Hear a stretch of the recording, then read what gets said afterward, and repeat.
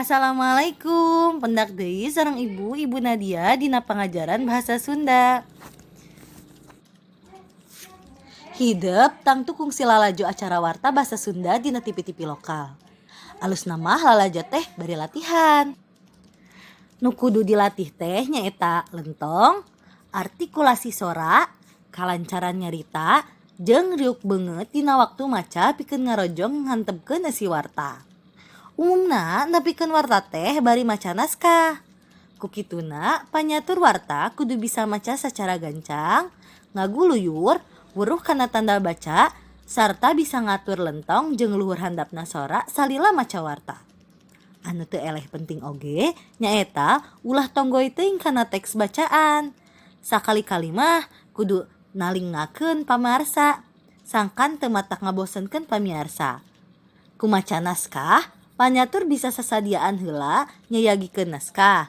Nyaeta ku cara maluruh jeung ngumpulkeun bahan salengkep-lengkepna. Dina pedaran ngeunaan warta, hideup geus meunang gambaran kumaha ragam basa nu dipake dina warta teh. Saeutikna hideup geus bisa nangtukeun ragam basa naon anu kudu hideup gunakeun dina macakeun warta.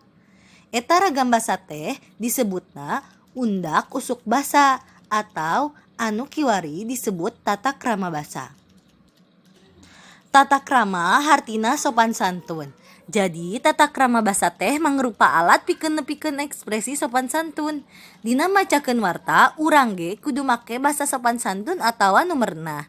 Sangkan ngeunah kadengena ku pamiarsa.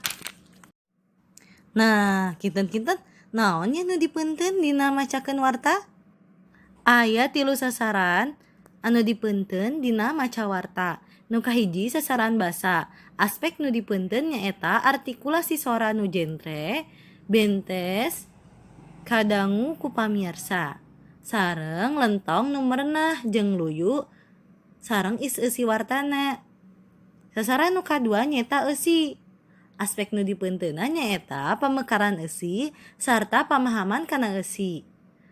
Sasaran nu terakhir nyaeta teknik atau sikep.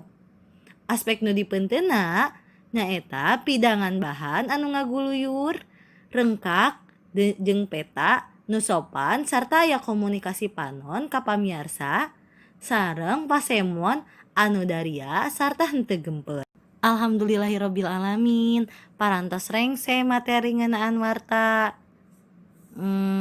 Hatur nuhun sadayana. Wabillahi taufiq wal hidayah. Wassalamualaikum warahmatullahi wabarakatuh. Hatur nuhun.